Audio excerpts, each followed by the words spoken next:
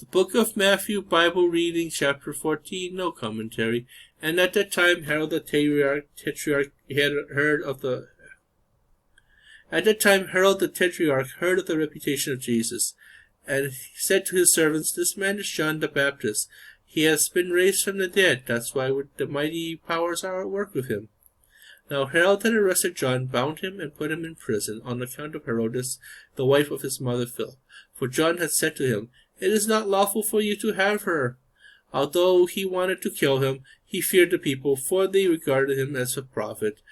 But at a birthday celebration for Herod, the daughter of Herodias performed a dance before the guests and delighted Herod, so much that he swore to give her whatever she might ask for.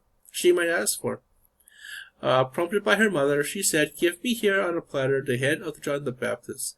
The king was distressed, but because of his oaths and the guests who were present, he ordered that it be given. And he had John beheaded in prison. His head was brought in on a platter and given to the girl, who took it to her mother.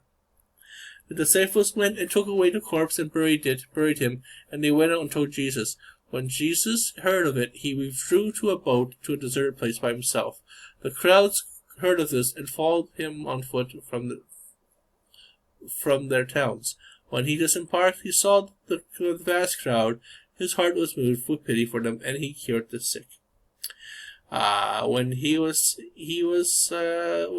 evening, the disciples approached him and said, "This is a deserted place, and it is already late. Dismiss the crowds so that they can go to the villages and buy food for themselves."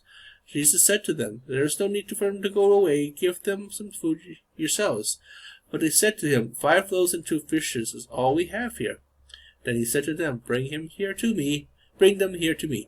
And he ordered the crowds to sit on the grass, taking the 5 loaves and the 2 fish, and looking up to heaven, he said the blessing, broke the loaves, and gave them to the disciples, who in turn gave them to the crowds. They all ate and were satisfied, and picked up the fragments left over, 12 wicker baskets full. Those who ate were about 5,000 men, not counting women and children. Then he made the disciples get into the boat, and proceed him to the other side. While he dismissed the crowds. After doing so, he went up on the mountain by himself to pray. When it was evening, he was there alone. Meanwhile, the boat already a few miles offshore, was being tossed around by the waves, for the wind was against it. During the 4th watch of the night, he came toward them and walked on the sea. When his disciples saw him walking on the sea, they were terrified. "It is a ghost," they said. They cried out in fear. At once Jesus spoke to them. "Take courage, it is I. Do not be afraid."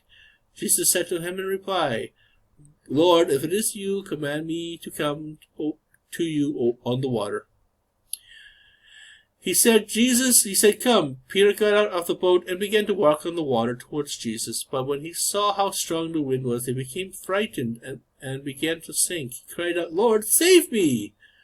Immediately Jesus stretched out his hand and caught him and said to him, "O you of little faith, why did you doubt?" After they got into the boat, the wind died down. Those who were in the boat did him homage by saying, "Truly you are the Son of God." After making the crossing, they came to the land in Gennesaret. When the men of that place recognized him, they sent word to all surrounding country.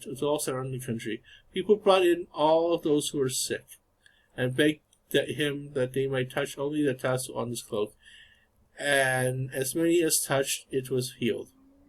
So chapter 14 or 15. Thank you for watching our show. Have yourselves a lovely afternoon.